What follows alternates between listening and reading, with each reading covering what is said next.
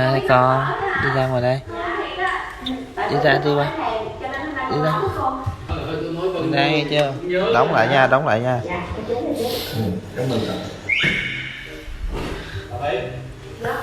Sao cái tô của chú ít thịt hơn mấy tô này vậy? Rồi mày nằm trong đó luôn á.